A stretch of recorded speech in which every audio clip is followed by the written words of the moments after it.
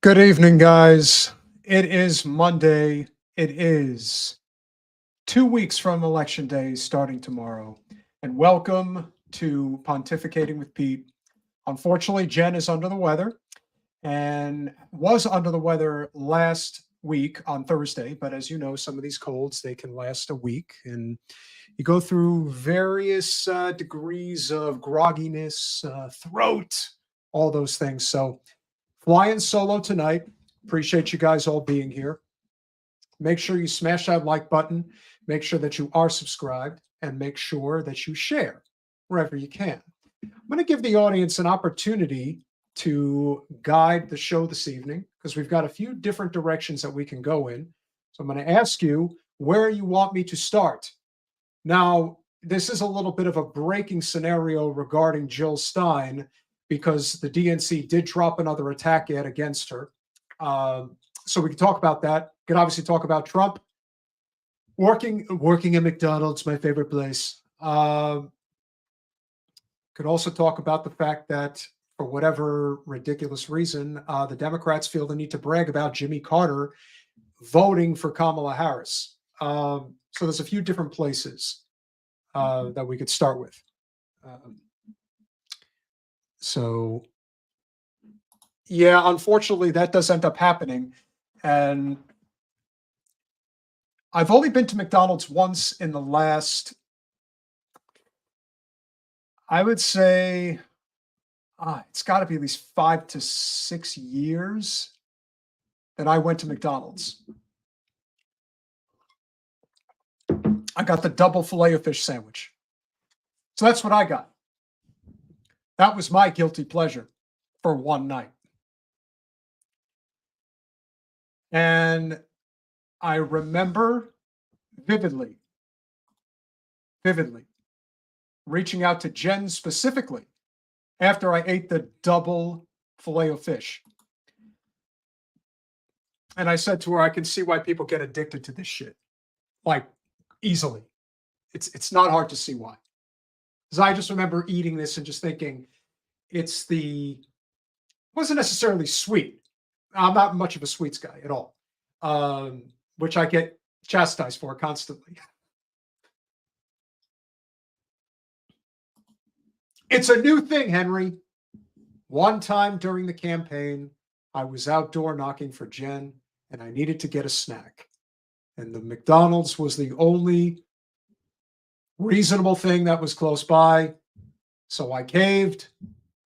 I got the double filet of fish sandwich. And how could you not?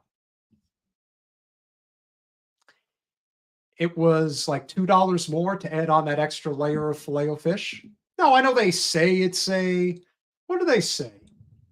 It's definitely not mahi. I guess let's not even assume what type of fish, if anything. It's just like anything else. It's a collection of pink slime that they call fish. That is very interesting, Henry. I did not know that. Filet-O-Fish was introduced in 1964 to replace the hot dogs. Yes, Mickey D's used to sell hot dogs. I can't say I'm surprised because they wanted to make it a little bit like I guess what you would call like a barbecue type of joint, hamburgers, hot dogs. That makes sense. And in the early stages of any fast food industry, which of course was completely revolutionary at the time, in the late 1950s, obviously McDonald's went through a varying degrees of incarnation in terms of its design. I just stay away from it altogether because I know how bad it is for you. Now, in terms of why former President Trump decided to go to McDonald's, there's a litany of different reasons, not the least of which is, yes, it was a publicity stunt. I think we can all agree that Donnie did not go there because he was trying to show that he is the everyman.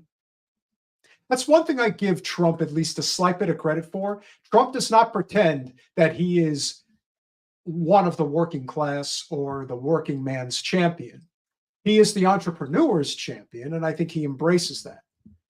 And I do know, I think one of the people that spoke with him at the drive-through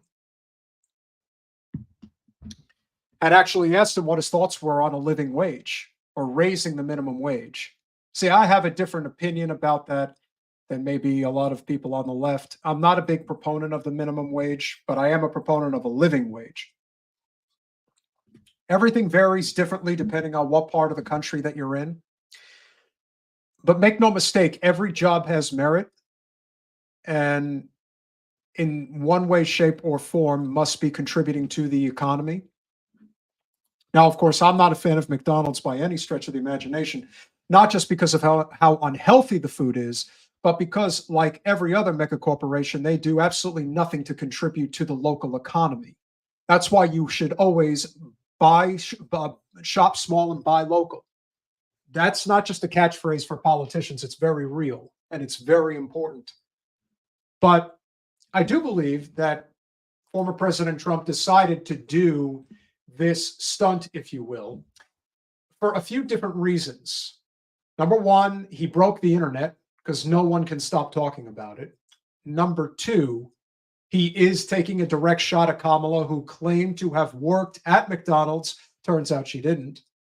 And then number three, this was in Pennsylvania, and it was on his way to a rally, which was on his way to, I don't know what the name of the Pittsburgh Steelers football stadium is now. But Trump is employing a very similar strategy that he utilized to win Pennsylvania back in 2016, and that is win the rural counties in very high numbers and then pick off a healthy percentage of the vote in the Pittsburgh suburbs. And if he does that, he's very likely going to win Pennsylvania again. So the decision to do this, I think, also speaks to how he is an entertainer, why people like to see Trump do the things that he does, not because they think he's some great political aficionado on all things local, state, and federal, but because he knows how to gin up interest in what is otherwise a very boring part of our society. Not that it isn't important, it's extremely important, but Trump knows how to bring eyeballs to the political arena. And that's one of the main drivers as to why they do not stop covering him, regardless of the context, because they know he's a ratings bonanza. And he always will be as long as he's involved. So here's former President Trump doing my thing at the McDonald's near Philadelphia yesterday. Do this all day. I wouldn't mind this job. I like this job. I think I might come back and do it again. Thank you. Look at that. Mr. Look at that. Wow. How are you? Thank you, Mr. President. Nice to see you. You made it possible for ordinary people like us to meet you. You're not ordinary. I mean, thank you so much You for are not everything you're ordinary. doing. I can see. We pray for you, and you are the type of person we want to be the president. Thank you very much. Thank you so much. So nice. Thank you very much. They're really great people. They come up to the window. Everyone loves me. They totally appreciate everything I do. And look at me. I got to tell you, he does look good in that uniform. I can't help it. It's so, it is kind of funny because when you think about it, they make all these memes about Trump that, hey, you should be working there. Hey, you should be working here. I don't know. He just kind of fits that uniform. I know he doesn't really care, but I think to myself, imagine having to work there 40, 50 hours a week, every week for many, many years. I don't know if the lady who was showing him how to handle the fries, maybe it's part of this clip, but he asked her, how long have you been here? And I think she said since like 2014. That's unbelievable. People, I have heard, especially conservatives, chastise people that work in fast food. Like, why don't you get yourself a better job? Hey, man, that job's not easy. And I wonder if the majority of people who criticize people who work in a fast food restaurant, they eat fast food. They probably do. I don't have statistical evidence to back that up, But we all know a lot of people tend to be very hypocritical about a lot of silly things. I took a bullet. That's right. Thank you, Mr. President. When you think about it, I guess that's right. Thank you. Thank you very much. It up. Keep it tight. We got the salt on it. Never touches the human hand. Very good. Very Nice good. and full. Thank you. Good. Make it fact. Mr. President, you actually have worked at McDonald's now versus. Now I have worked at McDonald's. I've now worked for 15 minutes more than Kamala. Are you going to Yeah, but now you're probably tired from actually having to do manual labor. And this is why we've been saying for the longest time, we need a labor party in this country. Right now, we don't have one. We have two corporate. Well, let me rephrase. It's not that, for example, the Green Party doesn't care about labor. They do, but they're not a major party in the sense that they have, federal funding, that they have local, state, and federal candidates running with financially backed slates constantly. But for the two major political parties in our country, we don't have a labor party. What Donald Trump is doing is manual labor. Whether you like it or not, working in a fast food restaurant is manual labor.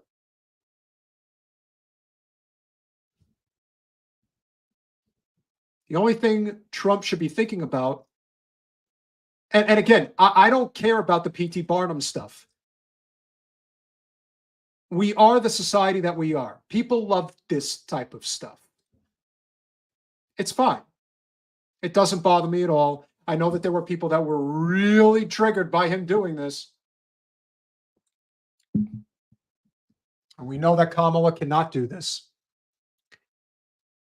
But what should be the main takeaway from this entire experience is simply this. And Trump said as much. This job's not easy. You're right, it isn't easy, which is why people should be paid a living wage. You don't ever want to have to worry. And for those who have not seen the movie Waiting with Ryan Reynolds and Anna Faris, and Justin Long, I have to mention him. He was a supporter of Jen. Appreciate you, Justin. Check out that movie, Waiting. It really teaches you a lot. And I have worked in the restaurant business, and I can tell you almost all of it is true. It's very true what actually goes on. And don't misconstrue, I am not defending any of those actions that were inappropriate. But Ryan Reynolds said it best in the movie, do not fuck with people that handle your food. So as Trump very generously pointed out, don't want to have my hands touch any of that stuff.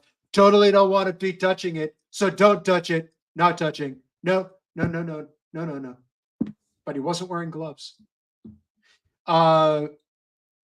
When I met Trump, he did shake my hand, but I have heard that he is a germaphobe many a times.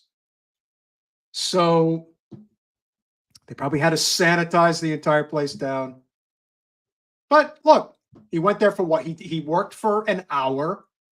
I wonder if he got paid minimum wage. There has to be an understanding that even he gets, which I would think would definitely make a difference in his disposition regarding what it means to actually do a hard day's work. put this on your I resume? never worked here. Why would she lie about 15 minutes something more than like that? Kamala. Will be put on your resume. I worked at McDonald's. Why would she lie about that? Because she's lying, Kamala. That's why. Because she's totally a liar. She's really terrible. She doesn't understand the working man or the working woman. I totally understand it. And now I can appreciate it even more. Kat Negrita, you are 1,000% correct. I'm 41 and I feel as good at my age as I have probably ever felt. We all have our rough days like anybody else. But eating right, exercising, getting a good night's sleep, and doing everything in your capacity not to stress yourself out. Easier said than done, but that is what you need to do in terms of living a good, long, and healthy life. Now, unfortunately, if you are eating McDonald's on a regular basis, like the Donald likes to do, that's not good. Now, the only reason why it isn't as much of a problem for him as it is for everybody else is because when you're rich, there are advantages that you have that very few others have. Gets his blood checked all the time, gets his cholesterol checked all the time. They let him know, you're going over the limit, got to ease up on that, take a few weeks off, can't be eating McDonald's now. But I totally want it. When can I have it again? You got to tell me, when can I have my McDonald's? Give it a few weeks. You'll be okay. The Big Macs aren't going anywhere. Quarter pounders with cheese aren't going anywhere. They'll be right there for you when we give you the okay. Like I said, the message to be taken away from this publicity stunt is very simple. All work matters, and everyone should be working for a living wage if they're working a full-time job. It used to be that way, but corporate special interests captured our government. And now you can't do that. And it covers everything, not just the little stuff. And you have to remember, the one thing that I harp on being in commercial real estate is private equity led by BlackRock, State Street, and Vanguard taking over everything. And that's a big problem. But really, it's a connected system when you think about it. Why does McDonald's get subsidized, but our farmers markets don't? Think about how much healthier this country would be if we subsidized all farmers markets, encouraged people to eat healthy and exercise. Now remember, especially as it relates to the biggest, kahuna of them all, Big Pharma. We are not in the business of preventing problems like not eating shit food like McDonald's. We are in the business of fixing problems with drugs from eating too much shit food like McDonald's. And that is the message that should be going out universally as it relates to this publicity stunt. Adam, we will agree to disagree. I think farmers markets are great, but then again, I like to cook. And I think I'm fairly decent at it. I want to know where the food is being processed. And I want to make sure that I don't have to question if it's being hit with pesticides, among other things. You may be right about that. You may just be right about that.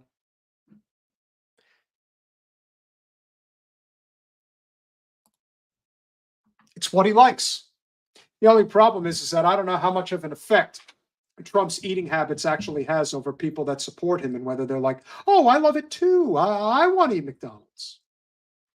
But like I said, and this kind of brings the segment full circle, I can remember the one time over the last many, many years that I decided to indulge in a double Filet-O-Fish sandwich at McDonald's. And the first person I said anything about it to was Jen. And I said, my God, I can totally understand how people get addicted to this food so quickly. The savoriness, the salt, even the sweet, which you don't really realize is there, but they put it in the bun. It's like 5 grams of sugar in a McDonald's bun, much like all of our bread today.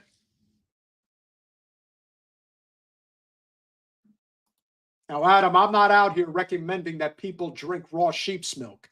I don't drink any of that. In fact, I really try to only drink pure coconut milk. That's what I recommend. That's what I like. I'll make an exception for almond milk, but overall, I don't deal with the whole dairy thing. I try my best to stay away from it. Pizza, for the most part, is where I make my exception. And so as we move along, and there is a lot that we're going to cover this evening, but I think it would be, I don't think many of you know about this advertisement. That is a great idea, by the way, Kat. And to each their own. And yes, it can be heinously cruel, is what it is. So that's why drink coconut milk. You're only harming the coconut. And I did not fall from a coconut tree making that statement. So, no, Mario, you're going to have to deal with me all by yourself tonight. I hope that's okay. But I will tell you, we have been very adamant about how bad this genocide is. We're going to do 2 clips from here that you guys will understand why. Now, we covered last week that the DNC has shown their true colors. They are clearly very concerned about the impact that Jill Stein and Butch Ware are having on this election.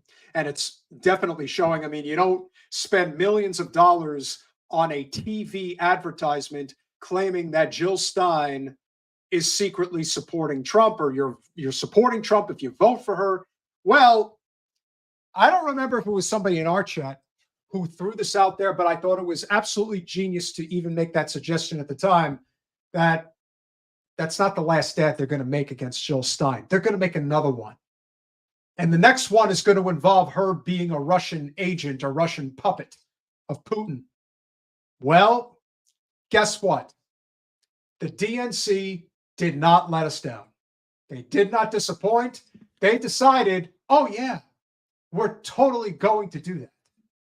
And here it is. You can tell a lot about a person by the company they keep. Like Jill Stein. Stein isn't sorry about swinging the 2016 election to Trump. And now she's being helped by MAGA allies and Trump's former lawyer. Longtime Klan leader David Duke endorsed her. Okay, so right off the bat, you can see just how ridiculous this ad is. But I got to tell you, if they are going to insist that you're the reason that they're losing, this is why it all comes back full circle. Because remember, where all of this started was blaming Ralph Nader for costing Al Gore Florida against it's totally cost against me, W. Back in 2000, it was all Ralph Nader's fault that Al Gore lost Florida. 300,000 registered Democrats voted for George Bush in Florida in 2000. Now, that is an inconvenient truth that no one wants to talk about. But that is their way of saying, you don't have a choice. You can go with us or you get nothing. Jill Stein's back for another round. Okay, we're going to really take it to her now. They're putting out a TV ad saying that David Duke, the former head of the KKK, endorses Jill Stein, even though Jill Stein, I wouldn't have even dignified it with an answer, but Jill Stein did come out and say, I don't accept his endorsement. But don't let that get in the way of a good advertisement. And honestly, when I see ads like this, I think to myself, who is this benefiting exactly, or who do you think you're convincing? I'm not convinced that this is going to convince anybody. In fact, I always maintain that this is just going to turn off more people. Why are they attacking? Who is this Jill Stein? Why are they going after her? And don't forget where they're doing this. They're not running this as a national ad. They're running it in Pennsylvania, Michigan, Wisconsin, Georgia, North Carolina, Arizona, Nevada. That's where they're running these ads. If you ask me, not very smart, not very smart. Somebody who was on the fence about voting for Jill Stein is now going to go and vote for Kamala Harris because of this ad.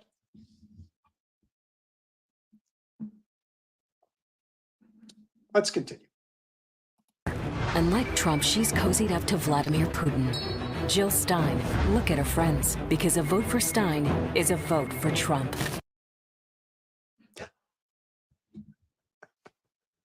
I tell you, they make her out to be a hell of a lot more powerful than she could ever have hoped to be. But she is really, really going for it. And the imagery with the Kremlin in the background, Trump, David Duke, the silhouette of Jill Stein and Vladimir Putin. If I were Putin, I would, but Putin endorsed Kamala Harris. You see, they don't mention that in the ad. Now, it's very likely Putin's just trolling. But it could be so, when you get called out so often, you could have so much fun with this if you wanted to. If you just wanted to troll just a little bit, just to piss them off. And they're so vulnerable right now. Yes, of course, we endorse Jill Stein. We hope that she wins a lot of votes that might actually hurt the President Trump, or possibly help Kamala Harris. You know, I'm doing my best to do a Russian vampire impression, so I hope you enjoy. Now, Jill Stein is much tougher than you think. She calling the shots. Oh, Lord. Let's finish it up. Just ask Putin. Jill Stein, I like her very much. I'm Kamala Harris, and I approve this message. It is so telling that Kamala would approve that message, because why not?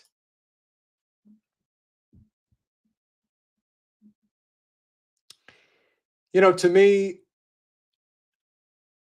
when someone says I'm Kamala, or when Kamala says I approve this message, of course you do. You just do what you're told. And the reason I know that she just does what she's told, because we're going to cover this. Early voting started today. Today. And of all the people that Kamala can be doing town halls with right now, as far as surrogacy is concerned, as far as the support network is concerned, who is she doing it with? She's doing it with Liz Cheney. So what that tells me, of course, is they don't ever want to give you the impression that they give a damn about working people's needs and rights. What they care about is converting as many suburban and urban Republicans into the Democratic Party as humanly possible, and keep kicking labor into the ground. That's the job. As I said, I don't know who they think they're impressing with this type of advertisement. It really just says to me, as we said during the last ad that they put out against Jill Stein, it just reeks of desperation. It doesn't land in any capacity like a party that really knows what the hell they're doing at this point. And I also believe that if they do get the sense that they're going to lose the election, they have to build in their excuses right away. Like, they cannot wait on this. This is very important for the future of their party, because it's very quickly eroding in terms of true grassroots support. Yeah, there's young people out there that are supporting the party for sure, because they believe that the Democrats care more about, you know, a lot of social issues that young people care about, which they do. But in terms of economic policy, this is not helping. Not even a little bit. And it would beseech them to really think long and hard about why they feel the need to go in this direction. And the fact that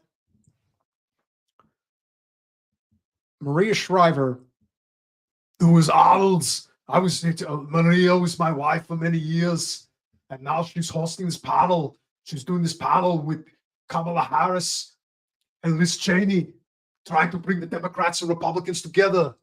But it didn't work. It didn't work at all. You have to get out of there. And I have to give you my Arnold. It's very important that I get my voices out there because it's fun. Because what else do you have without having a little bit of humor thrown into this mess? So as I said, the election is 2 weeks from tomorrow. Early voting has officially begun.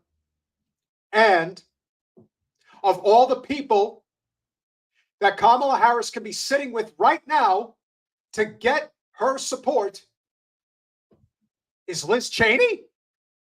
It's one thing if it was just a one-off situation where they were saying, I support her because this is why I support her, and you move on. No, they're doing events together all the time. All the time. Case in point. Are you surprised that you're out here campaigning for a Democrat, campaigning for Kamala Harris against the party that you've been a part of your entire life? You know, what I would say, first of all, is we all know, everyone who watched January 6th knows, what Donald Trump is willing to do. He lost the election. He tried to overturn it and seize power. And then he sat in his dining room and he watched the attack on television. He watched it. People pleaded with him to tell the mob to leave, and he. Man, don't you just wish somebody would look at you the way Kamala Harris looks at Liz Cheney? You sure Liz is not the one running for president right now? Because I can't tell. No one can command the spotlight away from Trump whenever he's on the stage. And it seems to me that almost everybody takes it from Kamala whenever they're sitting there and talking. Wouldn't. And he watched law enforcement officers be brutally beaten. He watched it. That's a depravity that, to me, I think to anyone who's taken the oath of office, makes someone absolutely unfit ever to be president again. Now,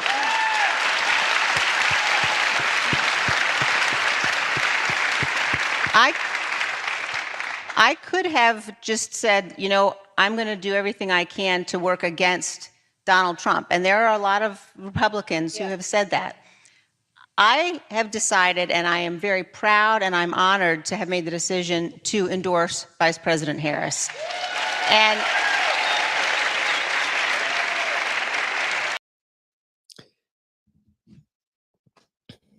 politics is a dirty business.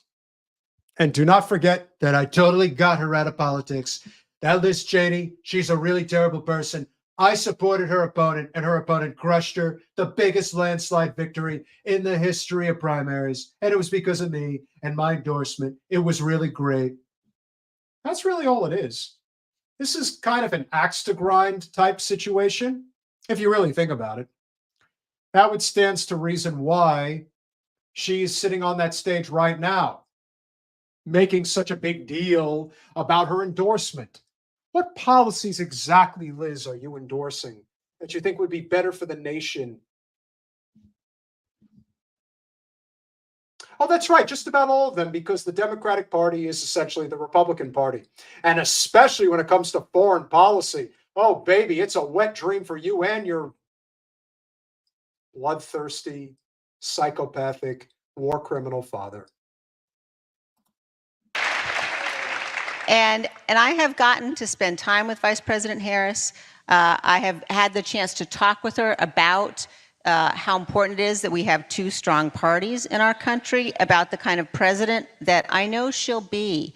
And I think all of us, it doesn't matter what party you're in, we all know this is a good and an honorable and a great nation. And we have to have leaders. You might say, I'm not going to agree on every issue, but we have to have leaders who take that seriously. We have to have leaders. Okay.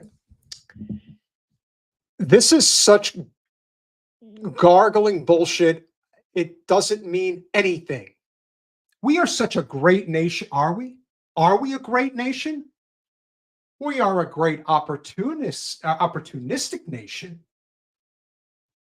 But the opportunity in this country is not for everybody. It's for a small percentage. And when she talks about these platitudes about what America is and what she thinks it is, keep in mind, she's the daughter of the former head of Halliburton. This is not a person who understands anything about regular people, doesn't give a fuck about them either. Remember, they're all in this little club and you're not invited. I know Carlin used to say it's a big club and you ain't in it, but it's not. It's a small club and you're not invited. And when they say, oh, we want to have two strong parties, what the fuck does that even mean? They are strong. They dominate everything. And they're strong because they are completely bought and paid for by corporate special interests. If they're referring to strong in the context of we don't need any third parties getting in the way, and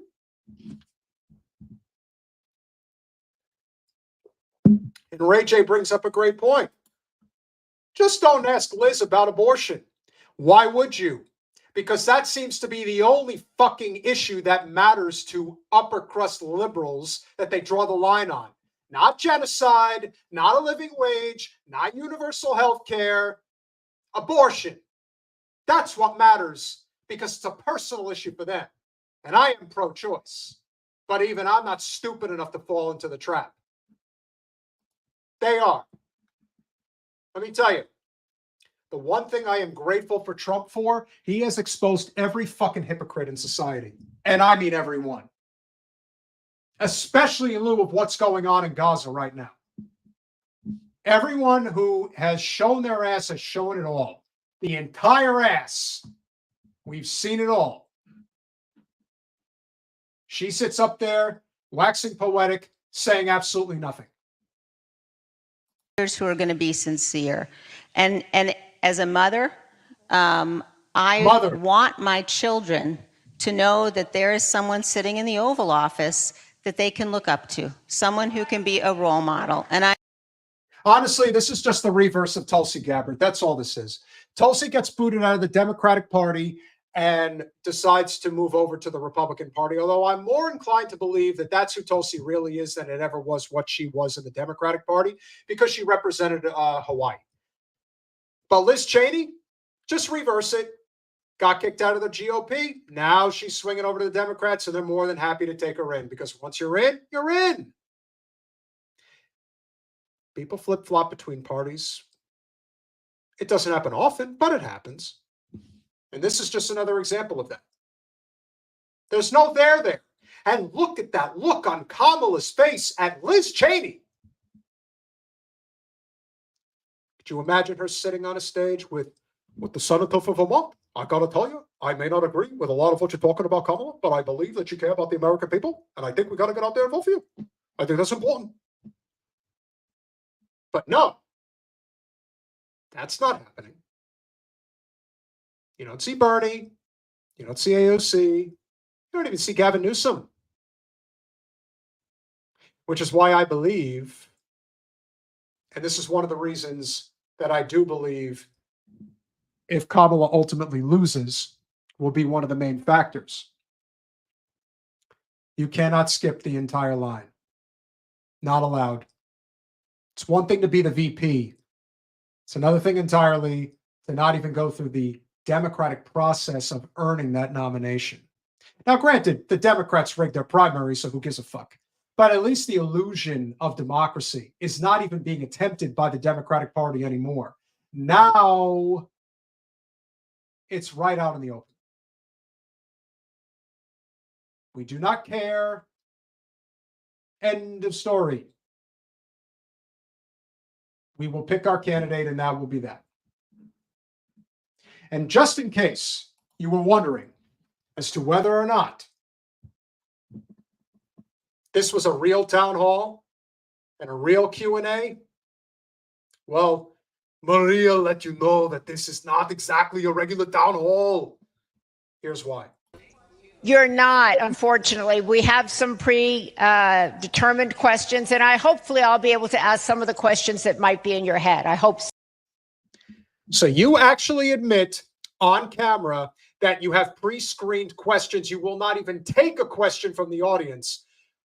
Are we supposed to pretend like this is a real process, that we're not just giving this all away? No, they can't not pretend. And the worst part about it is that a lot of people are simply eating it up. Where this becomes very detrimental. You know, for the longest time, it has been suggested, right or wrong, that the Democrats, particularly in major cities, have the recently departed vote for them. And this is something that goes back to the days of Mayor Daley in Chicago and what many feel was the difference in the 1960 election between Kennedy and Nixon, and why Illinois went to Kennedy and ultimately swung the election. It's possible. It's not a guarantee, but it's certainly reasonable to assume that that could have been the difference. And what I will say, which I think we must all take into consideration here, and I'm not implying that he is deceased, because he's not deceased. But Jimmy Carter supposedly voted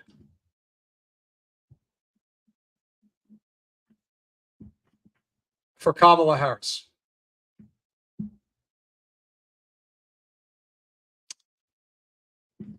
How he did that, I don't know. I do not want to have to show this because I think it's just wrong and it's very sad. Jimmy Carter's not alive anymore. He's just basically a vegetable. And that is the worst part about getting old that many people that I know personally have talked about. But this is something that, to me, doesn't really get enough attention. Elder abuse is a very big problem in this country. Yeah, it's a great accomplishment that Jimmy Carter made it to 100, but let's be honest. When his wife died, he died too. It was just a question of when. He's just hanging on. He's been hanging on for a couple of years now. So he made it to 100, but the audacity of not just Kamala. We know that she's as Manchurian as it gets. But just the idea of exposing the former president who just turned 100 and saying, oh, look, he voted for Kamala. Really? So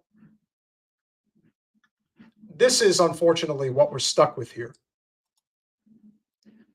But evidently, Kamala wants to brag about Jimmy Carter voting for her.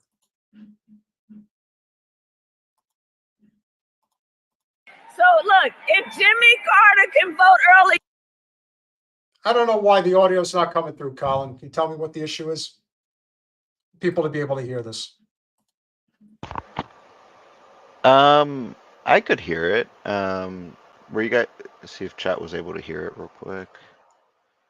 I can't hear anything, but I can hear you, so that doesn't make sense. Oh, weird.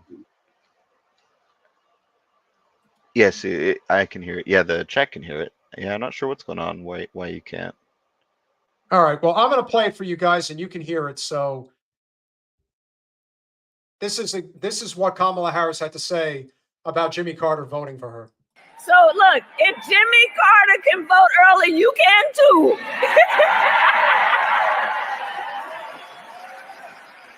So look, if Jimmy Carter can vote early, you can too.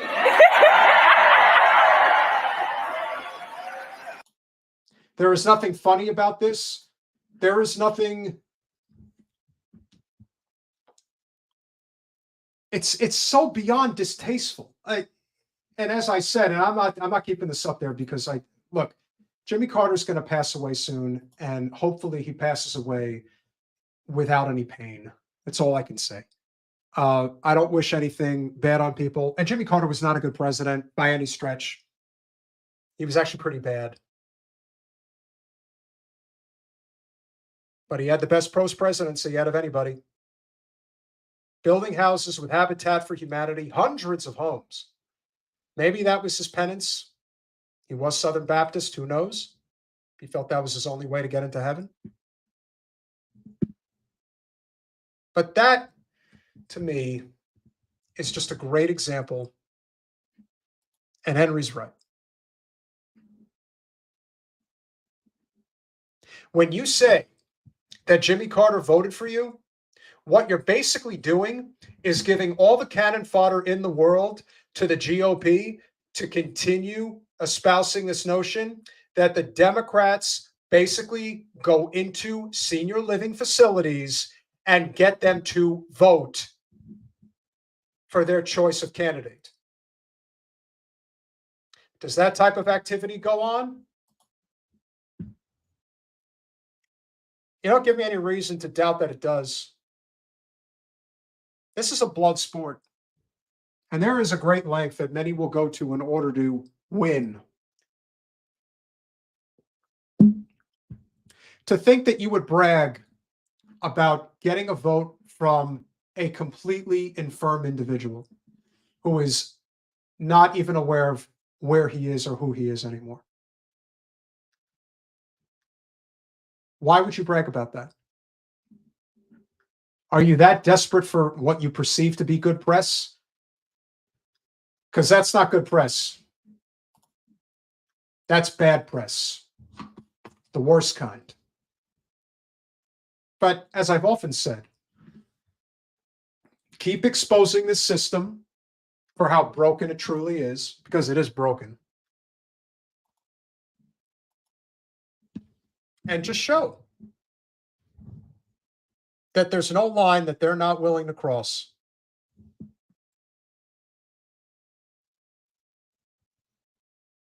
Every meme, joke that you could think of will be thrown, and it should. The Democrats I almost feel like if they're going to lose, just lose in spectacular fashion because they deserve it.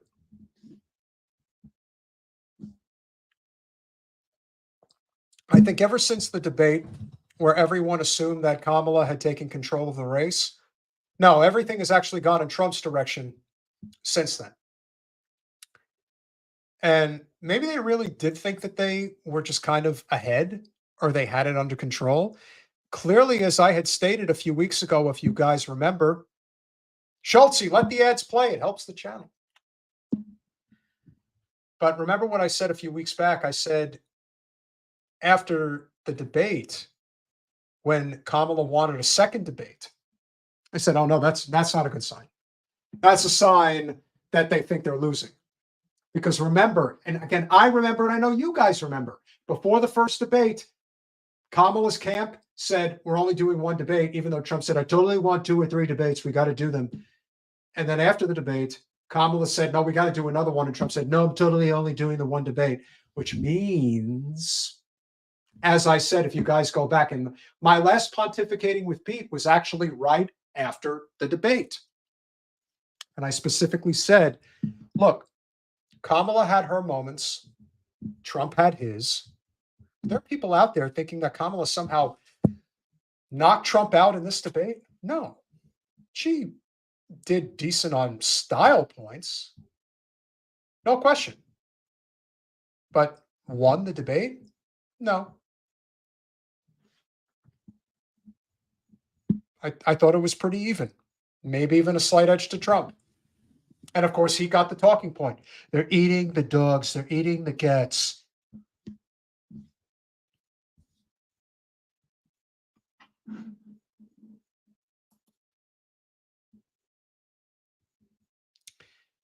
All I can say is if they get to 5%, that is an upset of upsets. And maybe it could happen. Who knows how pissed off voters are across the country?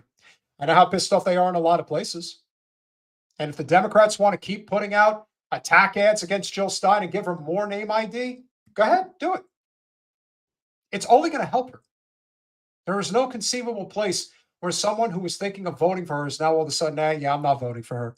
Or they already are committed to voting for her, and now they're like, I don't think I could vote for her anymore. She's a Putin puppet. Desperation. But I remind you all that there is a reason why genocide must be a red line. It has to be. And remember, you can go to patreon.com/generational change for as little as $5 a month. You can support our small but mighty channel. Any support is tremendously appreciated. This is why we get the message out that we get out. We don't know what the future is going to hold or what our plans are going to be, but I think it's relevant to have principle. There is no point in being a team player if you're on the wrong team. And that's the painful truth that a lot of people don't want to hear. What is happening to these innocent civilians, especially these children, is insane. But I'm going to remind you guys that if you have had any second thoughts about whether you are making the right decision in terms of who you support, I'm going to show you an ad that has been going viral on TikTok. I don't know who this girl is. I don't give a damn. She is emblematic of the Zionist movement, full stop, much like the segment we covered with Emily Austin. She's another Emily Austin. So if you've got the stomach, brace yourself. This is going to be ugly. Of private chefing on an army base for 600 soldiers in Israel. Don't let them lie to you. After cutting way too many onions, I get all of my mise en place and start on a fennel, potato, and celery salad, and I get turmeric all over myself. No one saw that. The IDF not only has Israelis, but Moroccans, Druze, and Arabs, so there was pressure when it came to my spice game. These soldiers also love their spice, so I added all of the peppers, and I could not find enough of it, so I'm using my apron and ran into a food bag. And yes, I'm using jarred garlic. Don't judge me. There were a lot of mouths to feed for my chickpea stew with fish balls. I also made this delicious zucchini vegetable dish, and then all of my very hungry soldiers lined up from Gaza, and yes, I got in a Hummer. I couldn't help myself. And then it was time to serve the lunch, and there were hundreds of soldiers lining up for my delicious food, which they loved. This soldier was one of the cutest ones, so of course I personally fed him seconds, but there were other runners. After many hours of cooking, I went to take a break. Just for reference, this is how close I was to Gaza. Then I went to Boy, she really looks native to Palestine, doesn't she? She sure looks like that's where she's from. To be so obstinate and so deliberately oblivious to what's going on. Oh, I like that. I like that mass murderer. He's a cutie pie. She is so the type that would probably be willing to hit the red button.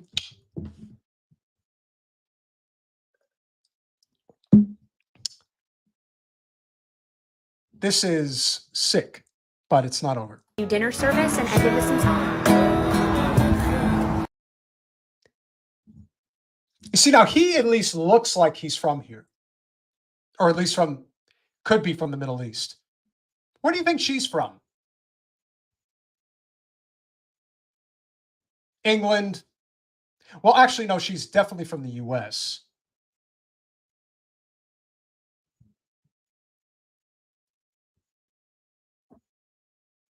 And they have this sort of victim complex, which is amazing.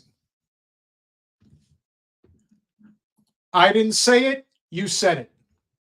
That's all I'm going to say. She is pretty. That's not what's being disputed here. She is pretty, and that's how you sell it. Emily Austin is pretty. That's how you sell it. Get a nice, tall, attractive blonde. And they could sell just about anything, including genocide, apparently. But imagine making a video like this and being proud of it. Like there's some nobility in what she's doing. Am Yisrael High, right? Is that what they say? The soldiers gave me some high fives, so I think my food made the cut. We packed up more meals, then I ended the day with falafel. Boy, she's just... I do not wish bad things on people, but my God, you want to talk about a privileged princess?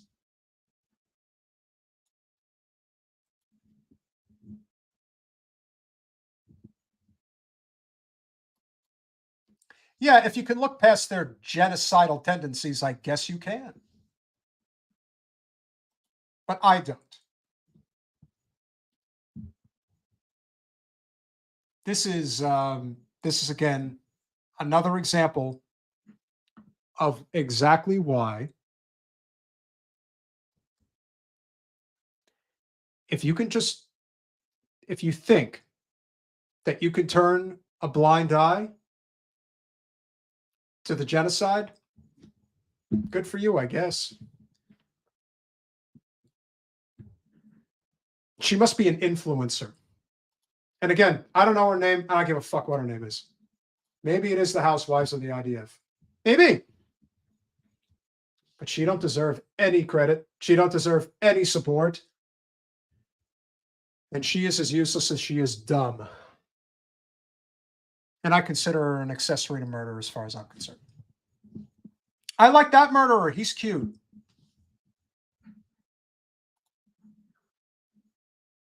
So as I said, if you were ever having any second thoughts about who you should be voting for or not voting for, I hope that clarifies why genocide must be a red line. Don't cross it.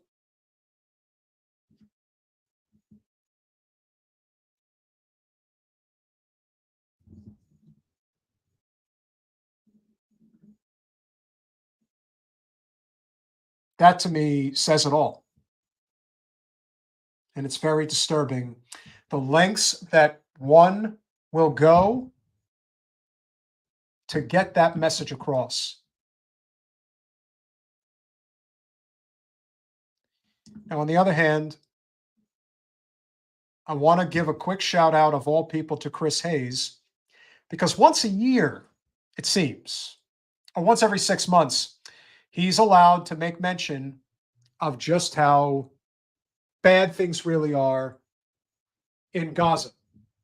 And this is also a preempt, because as much as I hate to say this, and it fucking drives me nuts, if Trump wins, which I think is more than likely to happen, all of a sudden, the people who didn't care about the genocide of the Palestinian people who were in the liberal class, now they're going to care because it's going to go against Trump. And that's all it's about. Resistance of Trump.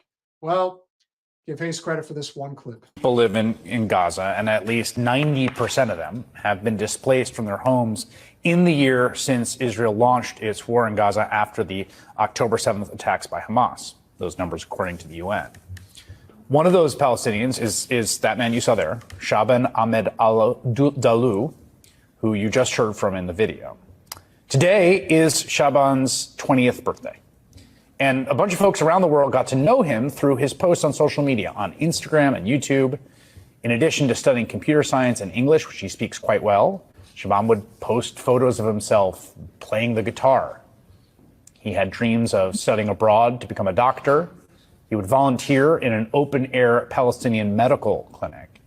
And he even organized, like a lot of Palestinians have, he organized a GoFundMe campaign to raise the money that might secure his family's travel to safety in Egypt, something that's extremely expensive and extremely difficult to come by in the Gaza Strip. When the war began last year, he and his family of 7, you see them there, they fled their home in Gaza City. And as you heard him say, they had to move at least 5 times since then. There's been bombing and airstrikes and violence in all different regions throughout the Strip. So most recently, They had finally settled outside the Al-Aqsa hospital, but there were no shelters. So Shaban built one for his family. I'm taking care of my family as I'm the oldest. I have 2 sisters and 2 little brothers and my parents. We live in a very hard circumstances, suffering from various things such as homelessness and limited food and extremely limited medicine. Imagine being that white bread bitch who just went around with her stupid food TikTok influencer channel and got displaced and had to live in a tent for a year.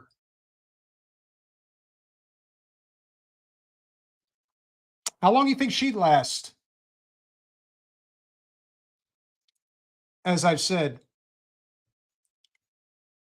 perhaps the most amazing experience I took away from going on this journey again with Jen when she ran for Congress was meeting all of these Muslims at their mosques and how genuinely appreciative of people they really are. And no matter how working class or upper class they are, they all see themselves as equal in the eyes of God when they walk into that mosque. How they have such a inner strength to live through all of this is amazing. And it hurts because I always try to put myself in the other person's shoes. What would I do? This young man had his whole life ahead of him, and he was going to do great things. And he was murdered. Murdered by the directive of our government, our State Department, and our supposed ally in the Middle East that isn't even a real nation.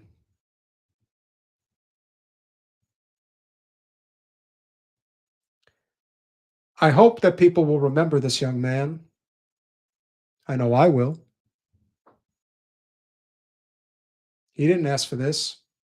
Hell, he probably could have gotten out of there.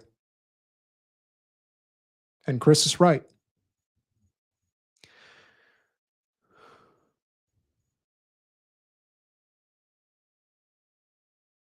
I hope people are prepared for the level of terrorism that will come back to us as a result of this genocide. I often wonder if people realize that there is no end game. There's no exit strategy. There is nothing. This is just kill and kill until, I don't know, World War III.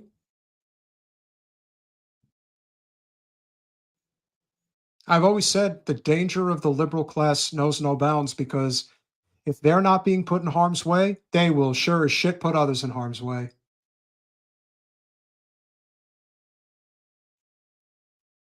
To even be slightly inconvenienced makes people of privilege in this country freak out beyond recognition. Most notably white women in the suburbs, but you get my drift. We'll have different degrees of it and what we're willing to accept. But this poor kid is dead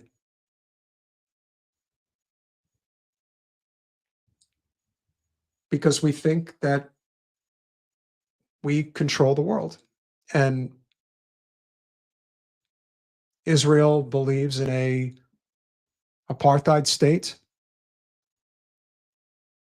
And the growing anti-Semitism around the world is only going to get much, much, much, much worse.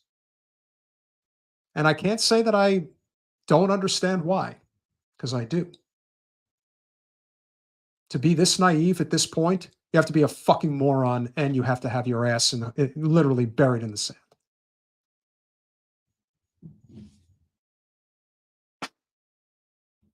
We'll continue. And the only things between us and the freezing temperature is this tent that we constructed by ourselves. Now, this is one story of hundreds of thousands, right? That folks that have had to do this. And even in the tent camp, Shaban continued his studies. He often walked around outside to find an internet signal. And amid the just ghastly conditions and the constant shortages of food and medicine, he even donated his own blood to help the injured. 11 days ago, Shaban would require medical assistance of his own. He was injured in an Israeli airstrike on his mosque that's near the hospital. And in that strike, he suffered a head wound that required 11 stitches, his family said. He was recuperating in their tent on Monday when, for at least the 6th time this year, an Israeli airstrike targeted the hospital where Shaban and his family were staying. They were staying right outside it. I want to warn you, the images that follow are really disturbing. Witnesses captured the inferno outside the hospital after that airstrike. NBC News confirmed that the strike killed 5 people and it injured dozens more as the fire spread through a bunch of the structures that were out there. And the dead included Shaban. What you see here are the last moments of Shaban al-Dalou's life as he burned alive in his family's tent. An IV line still attached to his body. NBC News confirms his mother also died in that fire. The Israeli military said it executed a precise strike on terrorists, their words, operating in a, quote, command and control center next to the hospital. On his GoFundMe page, Shaban wrote, "My life has been turned upside down by the unyielding bombings and shelling. Once brimming with aspirations, I now face the harsh reality of displacement and uncertainty. In Gaza, dreams go to die. Each displacement leaves behind another fragment of our shattered souls. Time feels like it's stopped in Gaza, and we're stuck in a never-ending nightmare." Why can't you do news like this all the time, Chris?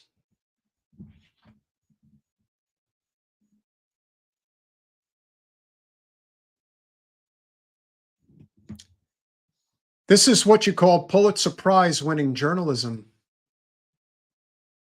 May the image of this young man be that, and not the image of him burning to death. That was him, with the 2 arms up in the air. Everyone looked at that photo and was horrified by it. Well, that's him. That's the person who burned to death. Not some old person waiting to die in a hospital, but an injured kid. And now he's dead.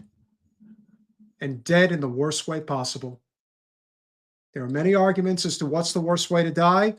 It's been universally determined the worst and most painful way to go is to burn to death.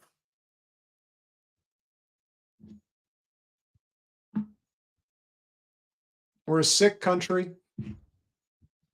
And I do give a lot of blame to Chris Hayes because he did it for the money.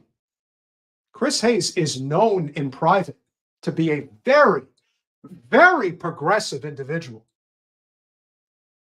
Unlike a lot of others, he's not a phony in his personal life. He actually does sympathize with the plight of the working class. But that sweet, sweet corporate cash that MSNBC pays him, which is in somewhere in that probably $5 to $7 million range every year.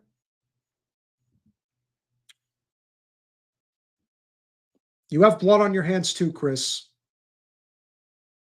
You may not want to hear that, but it's the truth.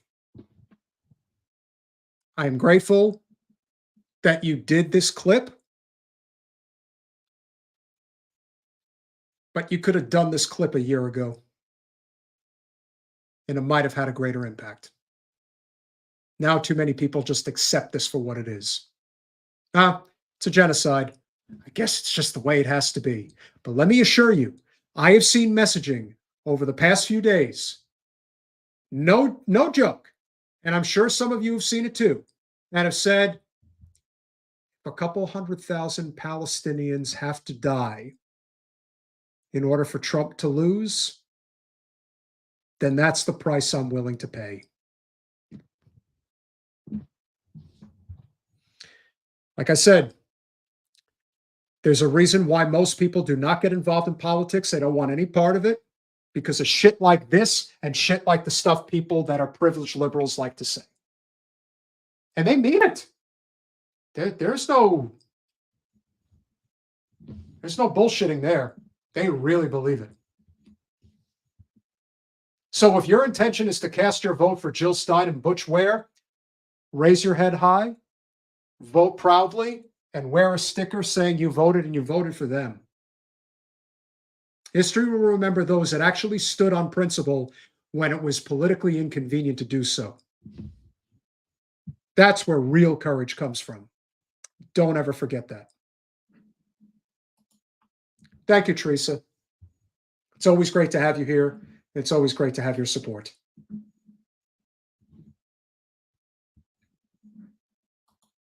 "76 years of Zionism."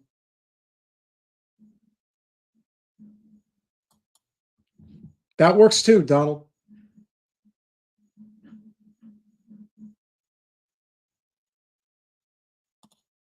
Sounds good, John.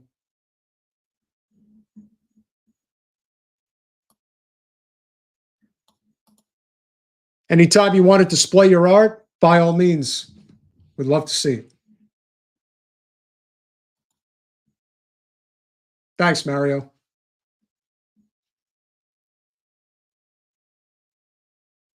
I want to do one last thing before we go.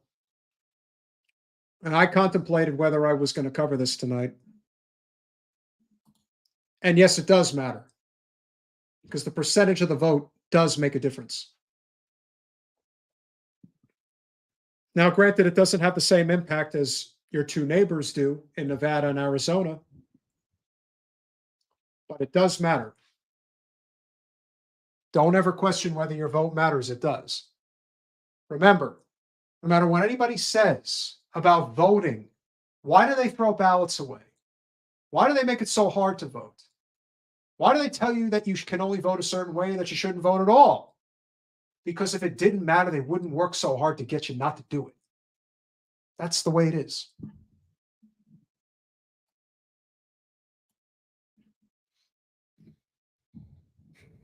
As you know, I've covered the Diddy story. I don't really want to have to cover it, because I have been calling, you know,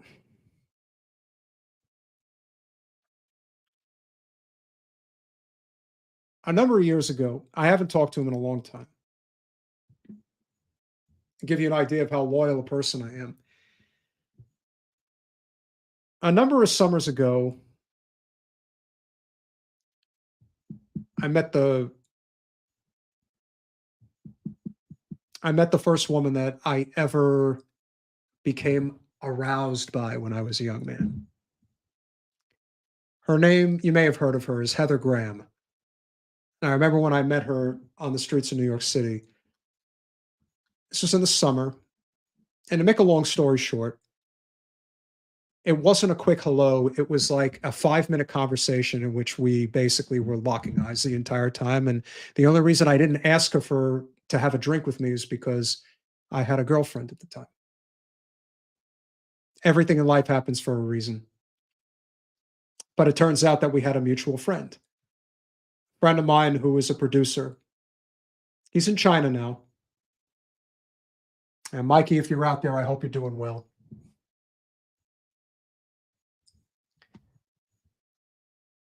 My friend, I remember when he and I spoke the very first time about Harvey Weinstein. And this was all the way back in probably 2009, I would say. About that time. And I can distinctly remember having a conversation with a person who really was on the inside in Hollywood. Hence the connection with Heather Graham. And he made it very clear that Weinstein, he's not the only one. There's quite a few of them out there. He made that very clear. But that Weinstein was a sick, depraved motherfucker. And basically had been getting away with a whole bunch of shit for a very long time. The so-called casting couch.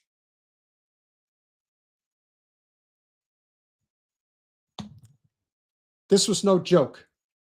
The level of abuse was very real.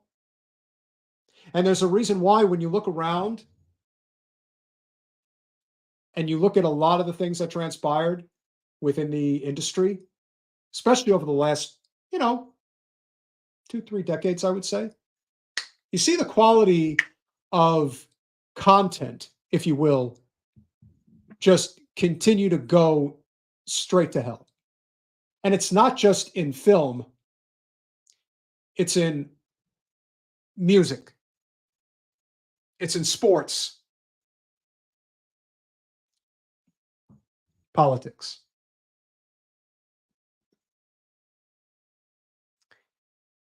We have sunk so far, so hard, for so long, that I can remember when I told Mikey and another friend of mine that there's something about Diddy. I don't know what it is. I can't put my finger on it, but I know there's something fucked up about that guy. I don't know what he's involved in or what he does, but it's not on the level. Not even a little bit. He's a sick, depraved motherfucker just like Harvey Weinstein. Little did I know he was 10 times worse.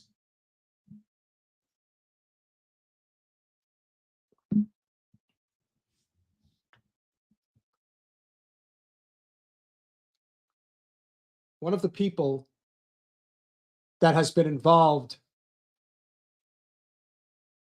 directly with Diddy for many, many years is Usher.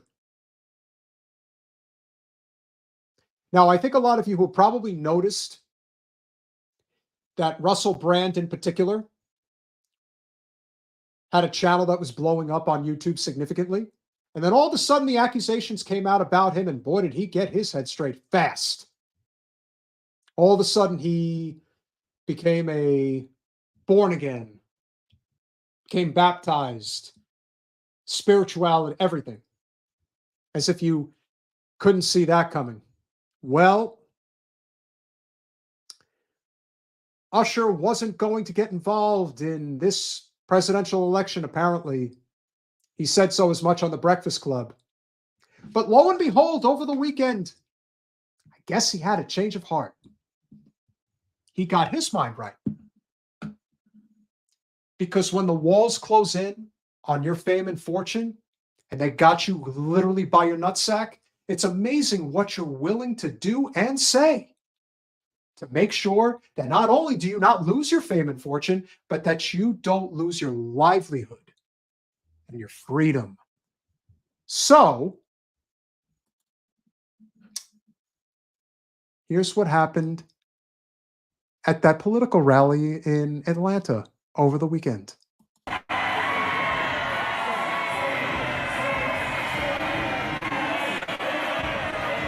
Let me make certain that I'm talking to all my AT aliens out here. We ready? What? Oh! Yes! Oh, y'all want to keep going?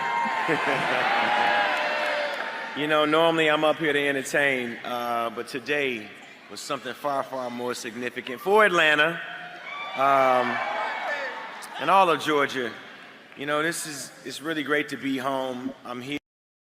You know, if I didn't know any better, I would think he was trying to impersonate Diddy. Look at that fucking getup he's got on. Everybody else is in a t-shirt, and this guy is in a burqa with a sweatshirt underneath.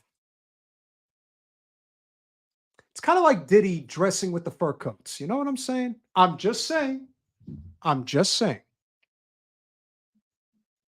But he's got something to say. It's important. Here, home for my past, present, future tour, but took a quick break from that to come here, share a few words with you about the significance of this moment. I feel that this is a momentous opportunity for each and every one of us. You know, it's just 17 days away from a very important election, as we all know. Oh, yes. We have the opportunity to choose a new generation of leadership for our country. I love you more, but I love Kamala Harris even more. So in the course of about 2.5 weeks, he went from who you vote for is your decision. I'm not going to be encouraging one way or the other to. I love Kamala more than I love my fans. Oh, that's really sweet. I wonder what happened over the course of that time. I wonder if something may have been said about what may or may not happen if you don't actually play ball. He's in a lot of fucking trouble. I know that they think that they're just going to be able to sweep Diddy under the rug like they did Epstein. I don't think so.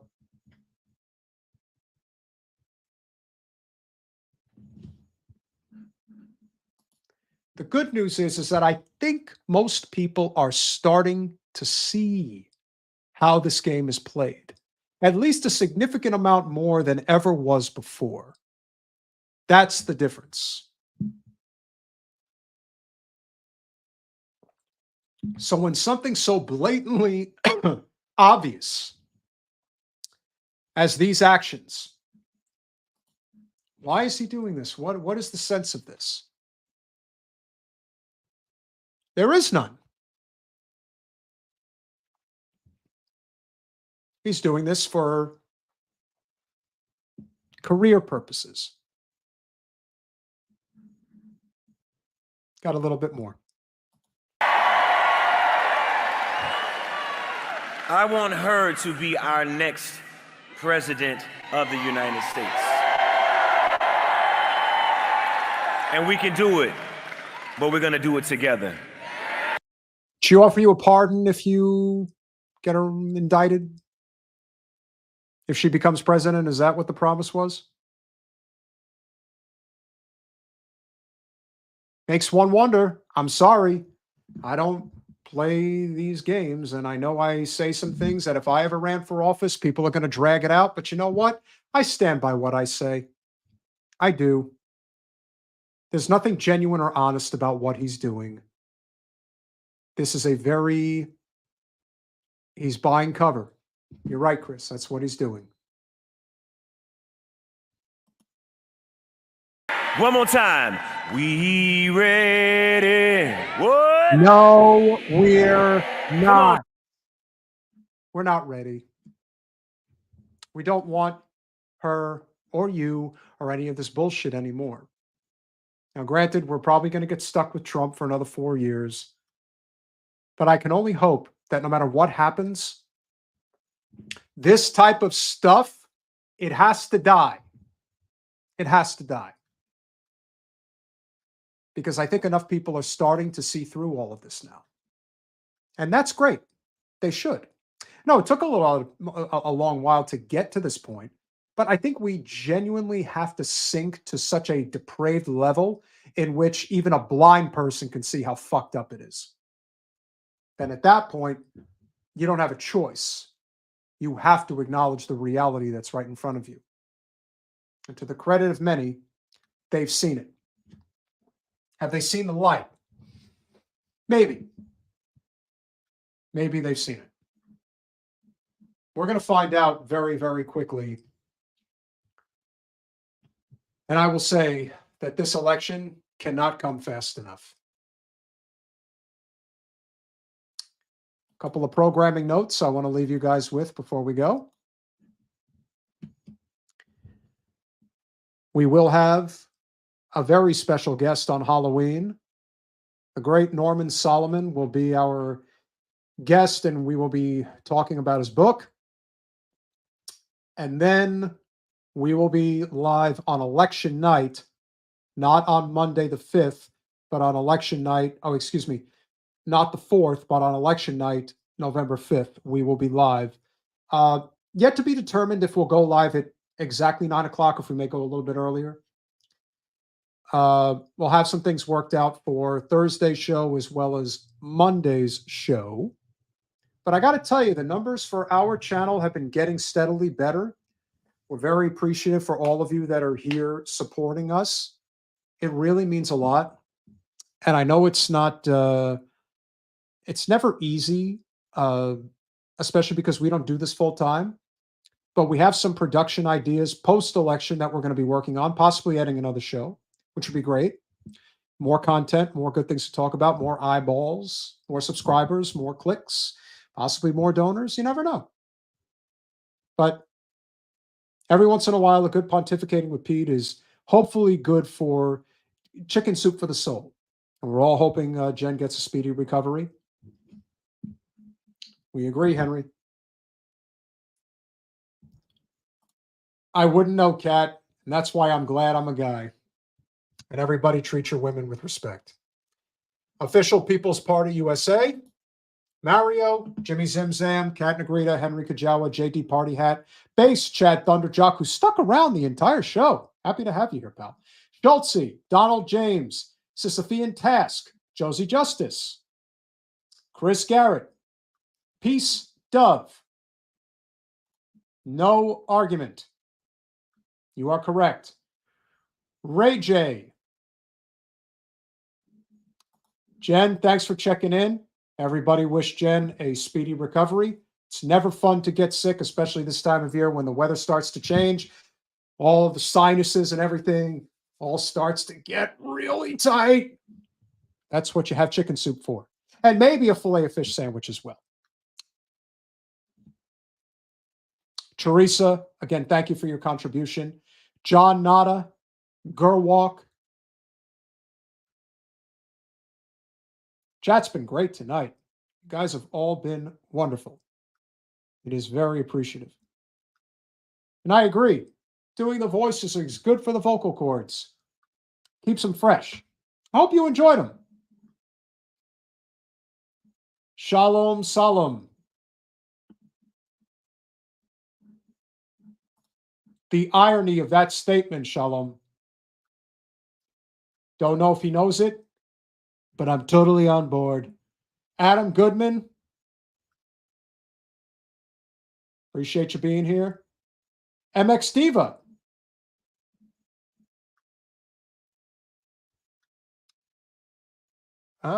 Let's see. I think we're getting close to the top.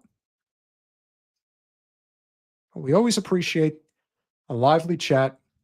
You guys definitely make my evening a heck of a lot easier. Knowing full well that doing it by yourself is never easy, but I'm glad to be able to interact. Nashoba Chomak Shudi, great to see you, and I'm not going to argue with you. She does suck pretty bad.